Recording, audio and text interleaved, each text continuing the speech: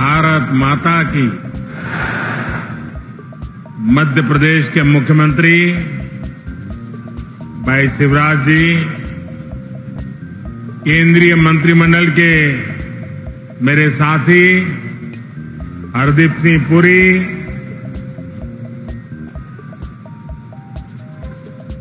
MP के अन्य मंत्रीगण, सांसद, विधायक और मेरे प्यारे परिवारजनों, बुंदेलखंड की ये धरती वीरों की धरती है, शूरवीरों की धरती है। इस भूमि को बीना और बेतवा दोनों का आशीर्वाद मिला हुआ है और मुझे तो महीने भर में दूसरी बार सागर आकर आप सभी के दर्शन का सौभाग्य मिला है। और मैं शिवराज जी की सरकार का भी अभिनंदन और धन्यवाद करता हूं कि आज मुझे आप सबके बीच जाकर के आप सबके दर्शन करने का अवसर भी दिया। पिछली बार मैं संत रविदास जी की उस भव्य स्मारक के भूमि पूजन के अवसर पर आपके बीच आया था।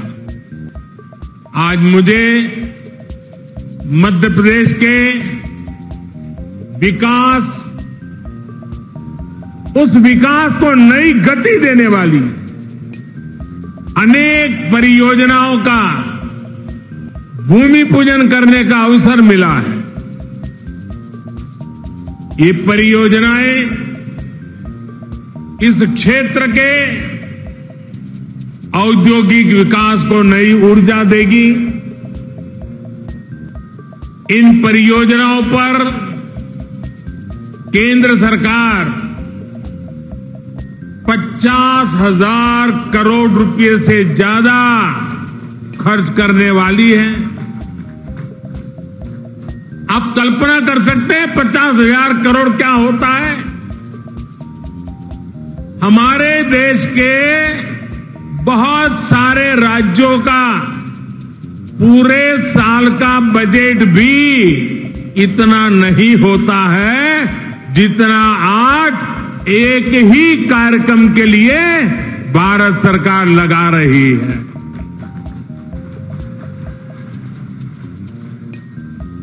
ये दिखाता है कि मध्य प्रदेश के लिए हमारे संकल्प कितने बड़े हैं।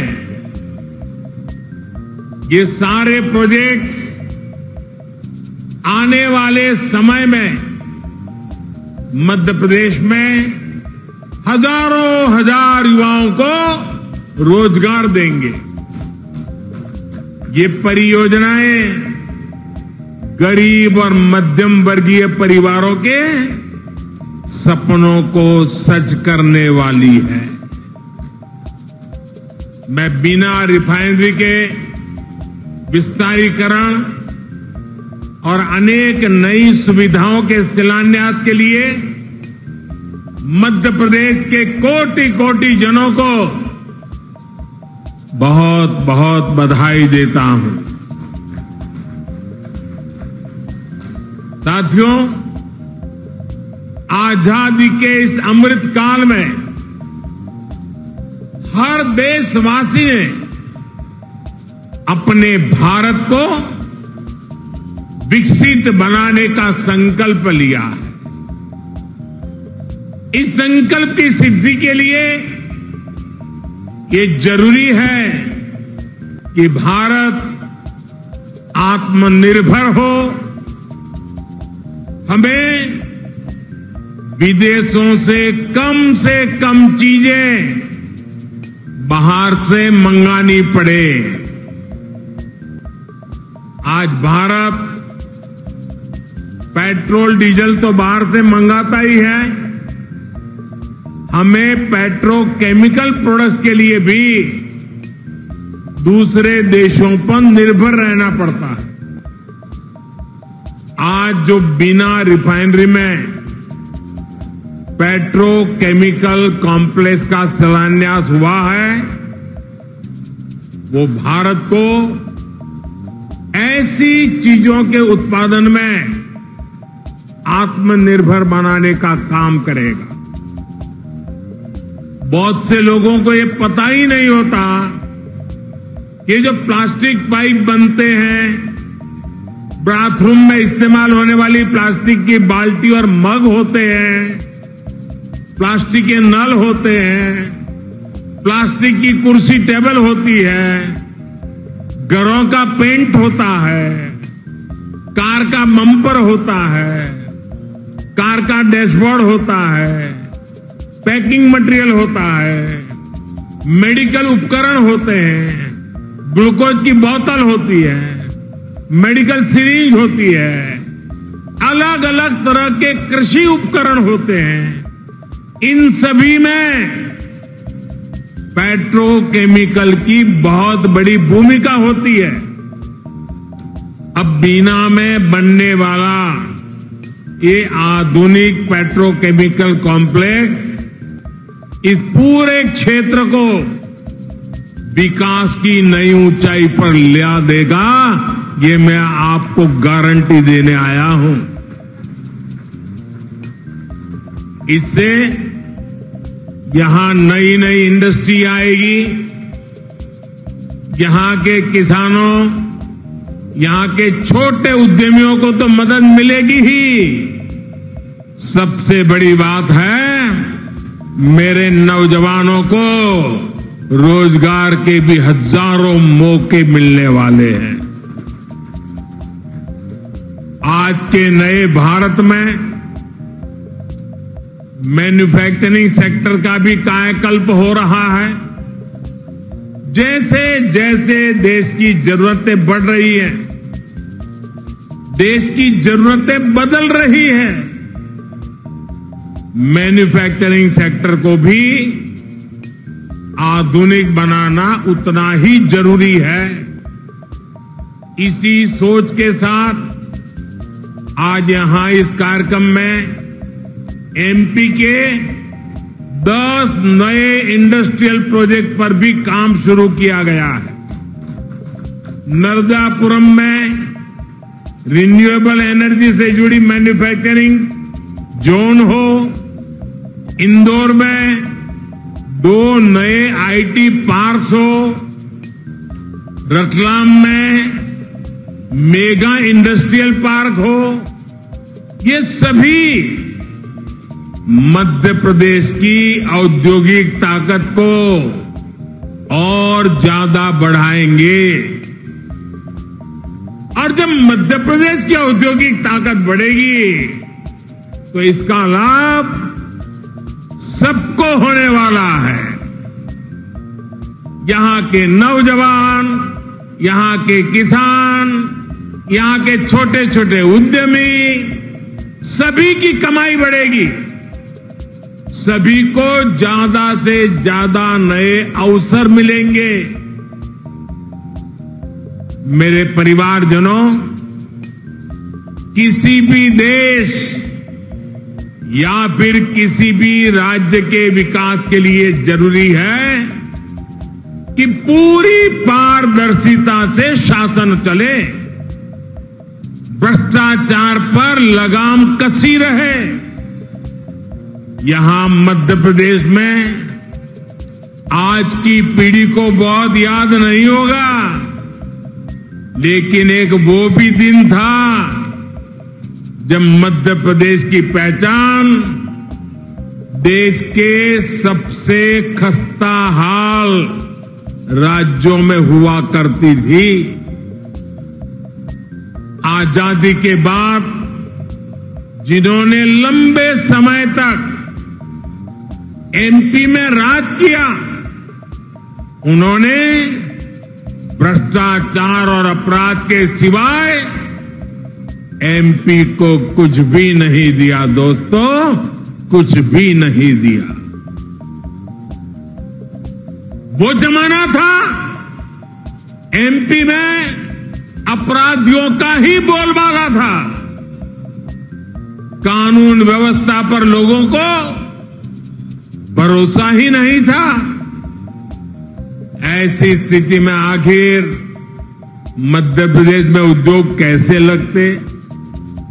कोई व्यापारी यहां आने की हिम्मत कैसे करता? आपने जब हम लोगों को सेवा का मौका दिया, हमारे साथियों को सेवा का मौका दिया, तो हमने पूरी ईमानदारी से मध्य प्रदेश का भाग्य बदलने का भरसक प्रयास किया है।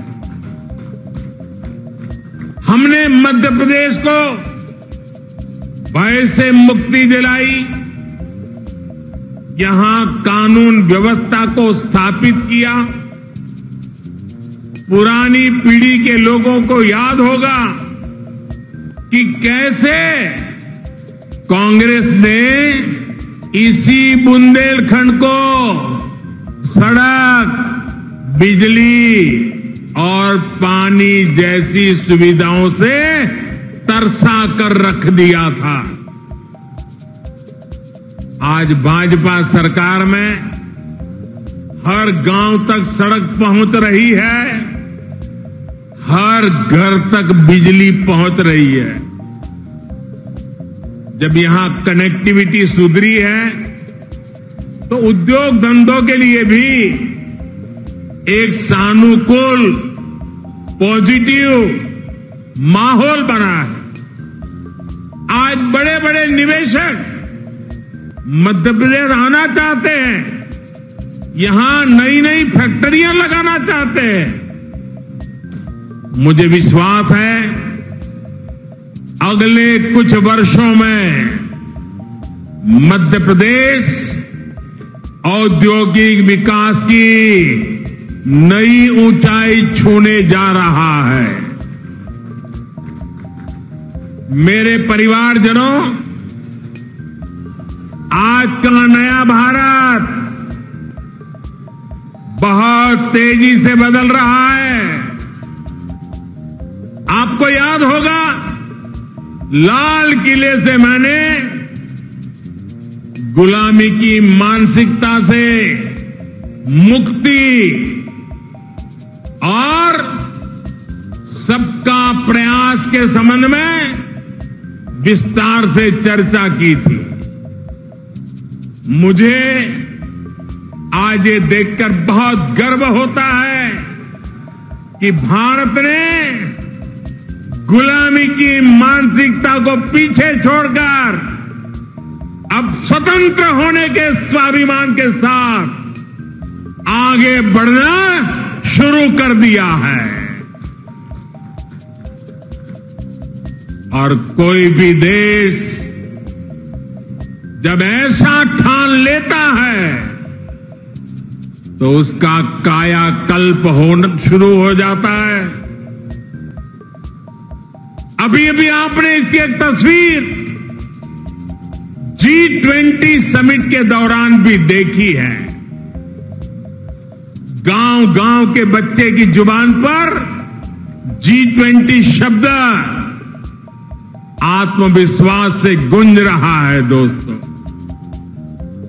आप सभी ने देखा है कि भारत ने किस तरह G20 का सफल आयोजन किया है। आप मुझे बताइए मेरे दोस्तों, बताएंगे ना? मुझे जवाब देंगे? हाथ ऊपर करके जवाब देंगे? वो पीछे वाले भी जवाब देंगे? सबके सब बोलेंगे? आप मुझे बताइए, G20 की सफलता से आपको गर्व हुआ या नहीं? आपको गर्व हुआ या नहीं? देश को गर्व हुआ कि नहीं हुआ? आपका माथा ऊंचा हुआ कि नहीं है? आपका सीना चौड़ा हुआ कि नहीं हुआ? मेरे प्यारे परिवारजनों, जो आपकी भावना है वो आज पूरे देश की भावना है। ये जो सफल G20 हुआ है, इतनी बड़ी सफलता मिली है, इसका श्रेय किसको जाता है? इसका श्रेय किसको जाता है? इसका श्रेय किसको जाता है? ये किसने कर दिखाया? ये किसने कर दिखाया? जी नहीं, ये मोदी ने नहीं, ये आप सबने किया है। ये आपका सामर्थ्य है। 140 करोड़ भारतवासियों की सफलता है दोस्तों। ये भारत की सामूहिक शक्ति का प्रमाण है। और इस सम्मेलन में हिस्सा लेने के लिए दुनिया भर से विदेशी मेहमान भारत आए थे। वो भी कह रहे थे कि ऐसा आयोजन इसके पहले उन्होंने कभी नहीं देखा। देश के अलग अलग शहरों में भारत ने विदेशी मेहमानों का स्वागत किया, भारत दर्शन कराए। ये विविधताएं देख करके, भारत की विरासत को देख करके, भारत की समृद्धि को देख करके वे बहुत ही प्रभावित थे। हमारे यहां मध्य प्रदेश में भी भोपाल, इंदौर और खजुराहो में भी G20 की बैठकें हुई और उसमें शामिल होकर के जो लोग गए ना, वो आपके गुणगान कर रहे हैं, आपके गीत गा रहे हैं। मैं G20 के सफल आयोजन के लिए, यहां जो काम करने का अवसर मिला, इसके लिए आप लोगों का भी हृदय से आभार व्यक्त करता हूं। आप मध्य प्रदेश के सांस्कृतिक, पर्यटन, कृषि और औद्योगिक सामर्थ्य को दुनिया के सामने लाए हैं। इससे पूरे विश्व में मध्य प्रदेश की भी नई छवि निखर कर आई है। मैं शिवराज जी और उनकी पूरी टीम की भी G20 का सफल आयोजन सुनिश्चित करने के लिए प्रशंसा करूंगा। मेरे परिवारजनों, एक तरफ आज का भारत दुनिया को जोड़ने का सामर्थ्य दिखा रहा है। दुनिया के मंचों पर ये हमारा भारत विश्व मित्र के रूप में सामने आ रहा है।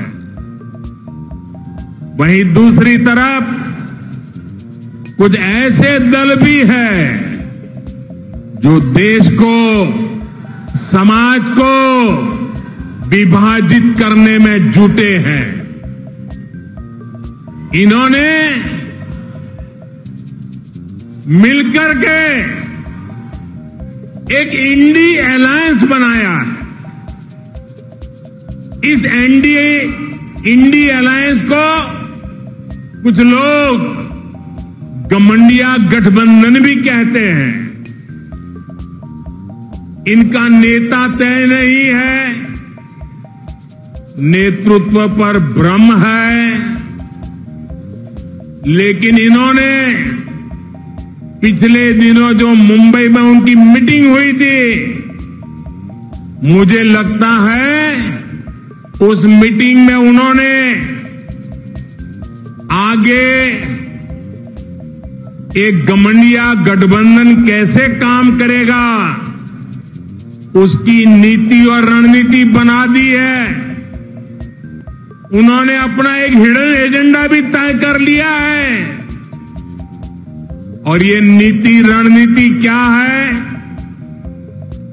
ये इंडी अलायंस की नीति है एक घमंडिया गठबंधन की नीति है भारत की संस्कृति पर हमला करने की।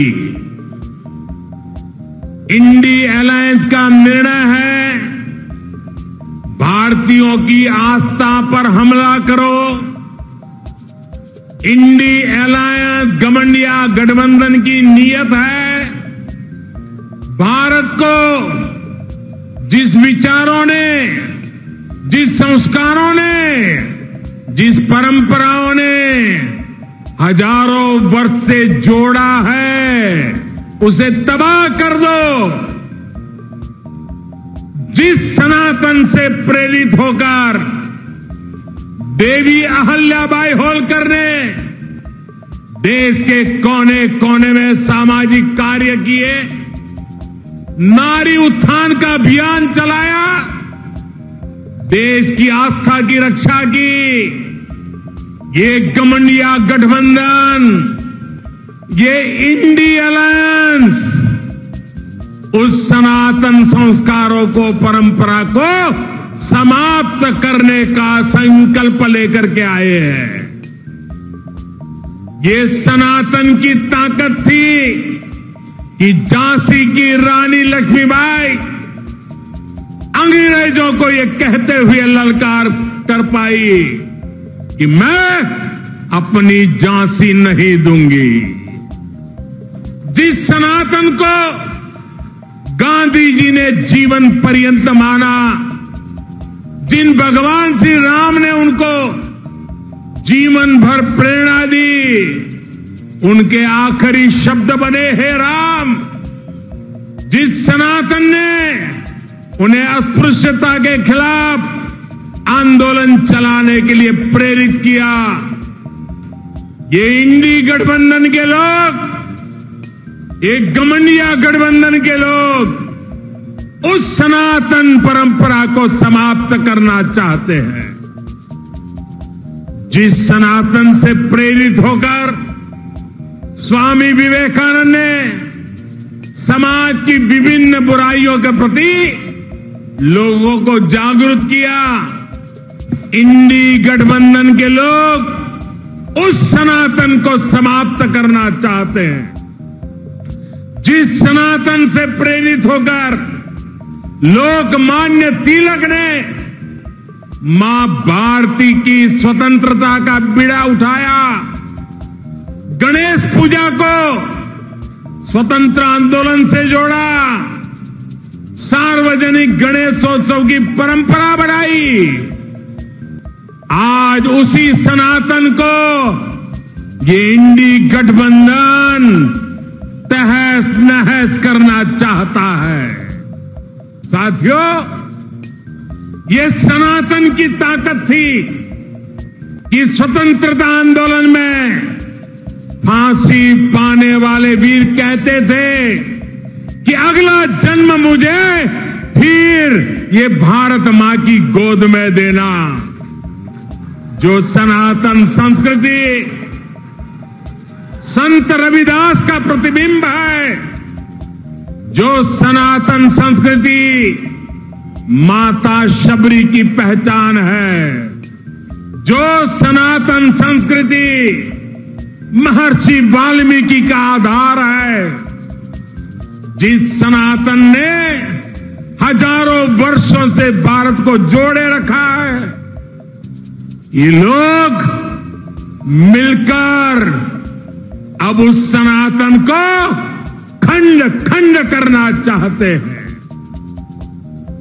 आज इन लोगों ने खुल करके बोलना शुरू किया है, खुल करके हमला करना शुरू करके दिया है। कल ये लोग हम पर होने वाले हमले और बढ़ाने वाले हैं।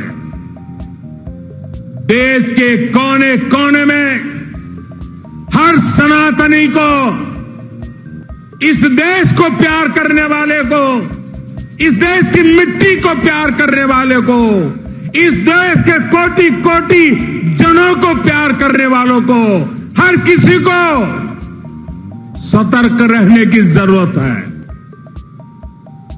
सनातन को मिटाकर ये देश को फिर 1000 साल की गुलामी में धकेलना चाहते हैं। लेकिन हमें मिलकर ऐसी ताकतों को रोकना है।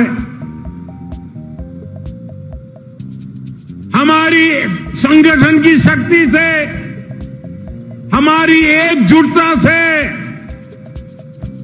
उनके मंसूबों को नाकाम करना है। मेरे परिवारजनों,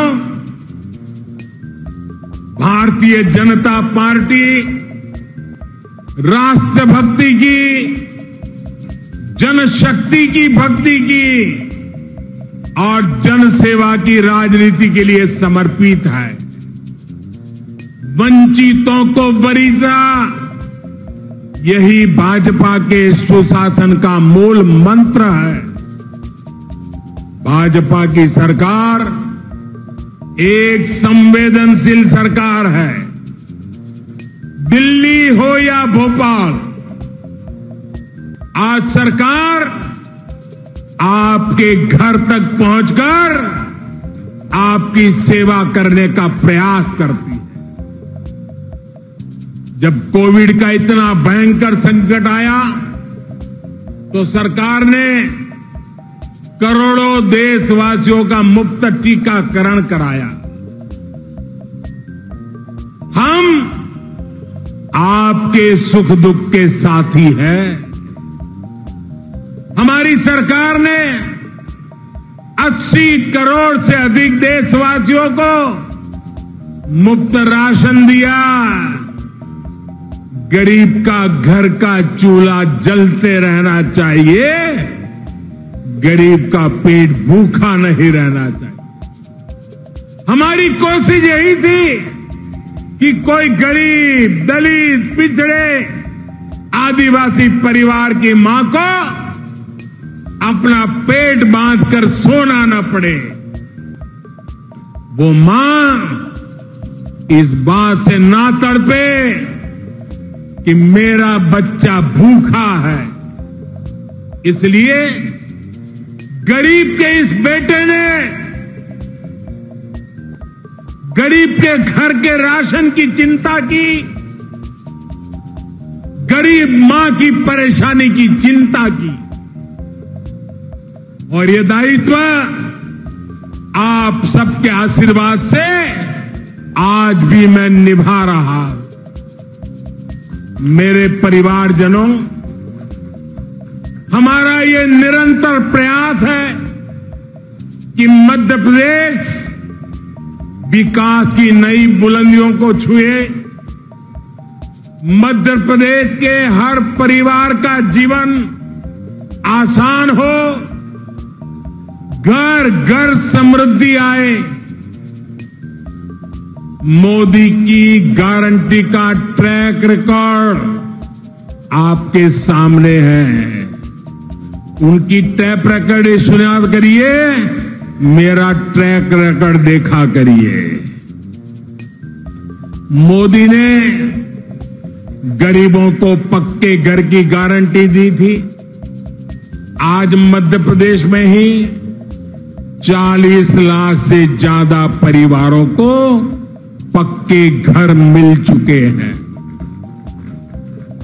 हमने घर घर टॉयलेट की गारंटी दी थी, ये गारंटी भी हमने पूरी करके दिखाई।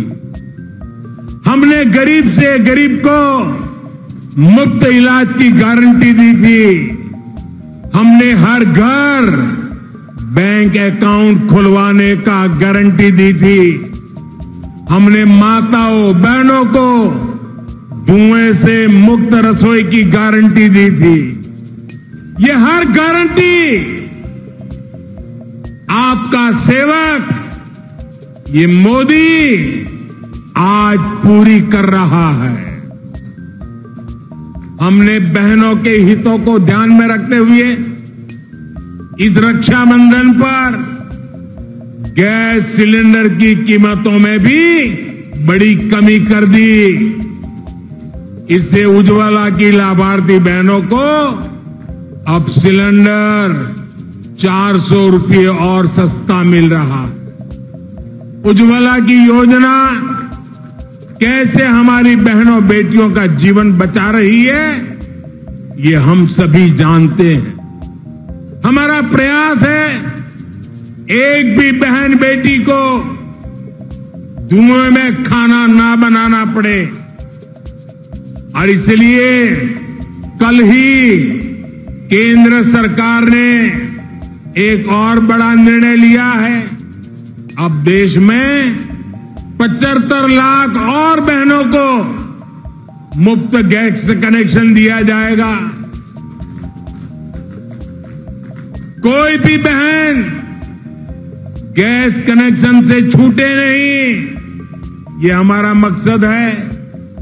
एक बार तो हमने काम पूरा कर दिया, लेकिन कुछ परिवारों में विस्तार हुआ। परिवार में 2 हिस्से हुए, तो दूसरे परिवार को गैस चाहिए। उसमें जो कुछ नाम आए हैं, उनके लिए ये नई योजना लेकर के हम आए हैं। साथियों, हम अपनी हर गारंटी को पूरा करने के लिए पूरी ईमानदारी से काम कर रहे हैं। हमने बिचौलियों को खत्म कर हर लाभार्थी को पूरा लाभ देने की गारंटी दी थी। इसका एक उदाहरण प्रधानमंत्री किसान सम्मान निधि भी है। इस योजना के लाभार्थी हर किसान को 28,000 रुपये सीधे उनके बैंक खाते में भेजे गए। इस योजना पर सरकार 2,60,000 करोड़ रुपए से अधिक खर्च कर चुकी है। साथियों, बीते 9 वर्षों में केंद्र सरकार का ये भी प्रयास रहा है कि किसानों की लागत कम हो, उन्हें सस्ती खाद मिले। इसके लिए हमारी सरकार ने 9 वर्ष में 10 लाख करोड़ रुपए से ज्यादा सरकारी तिजोरी में से खर्च किया है। आज यूरिया की बोरी, आप जो खेत में यूरिया लेके जाते हो ना, मेरे किसान भाइयों बहनों, ये यूरिया की थैली अमेरिका में 3,000 रुपए में बिकती है, लेकिन वही बोरी मेरे देश के किसानों को हम सिर्फ 300 रुपये में पहुंचाते हैं, और इसके लिए 10 लाख करोड़ रुपया सरकारी खजाने से खर्च किया।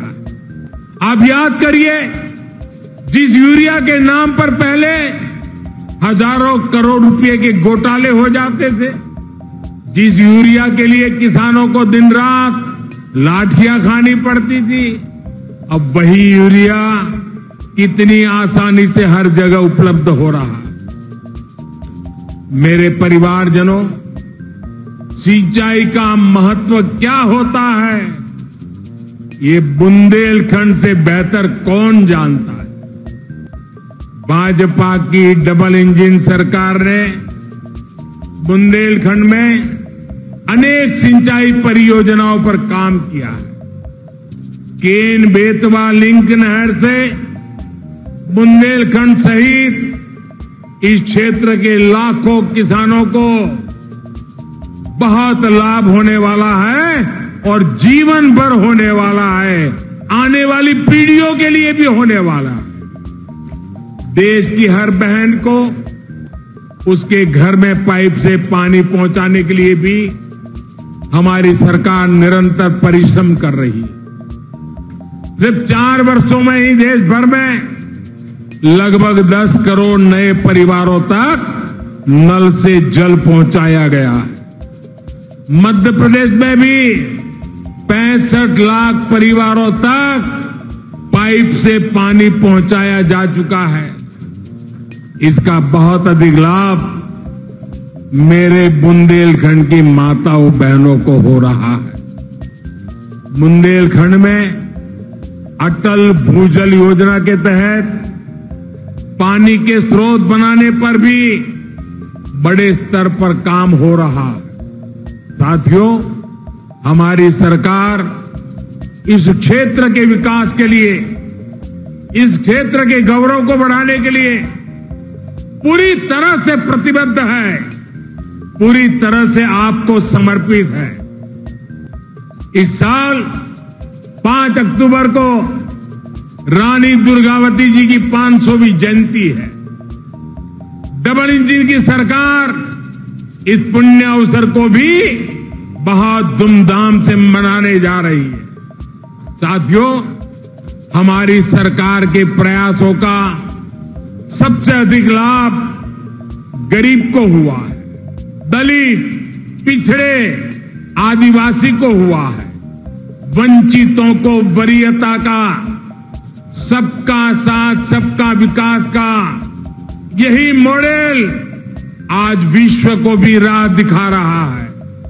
अब भारत दुनिया की टॉप 3 पहले तीन अर्थव्यवस्था में आने का लक्ष्य लेकर के काम कर रही है। भारत को टॉप 3 बनाने में मध्य प्रदेश की बड़ी भूमिका, और मध्य प्रदेश उसको निभाएगा। इससे यहां के किसानों, यहां के उद्योगों, यहां के नौजवानों, उनके लिए नए नए अवसर तैयार होने वाले। आने वाले 5 साल मध्य प्रदेश के विकास को नई बुलंदी देने के हैं। आज जिन प्रोजेक्ट्स की नींव हमने रखी है, ये मध्य प्रदेश के तेज विकास को और तेजी देंगे। इतनी बड़ी तादाद में आप विकास के इस उत्सव को मनाने के लिए आए, विकास के उत्सव में भागीदार हुए और आपने आशीर्वाद दिया। इसके लिए मैं आप सबको बहुत बहुत धन्यवाद करता हूं, अनेक अनेक शुभकामनाएं देता हूं। मेरे साथ बोलिए, भारत माता की, भारत माता की, भारत माता की। धन्यवाद।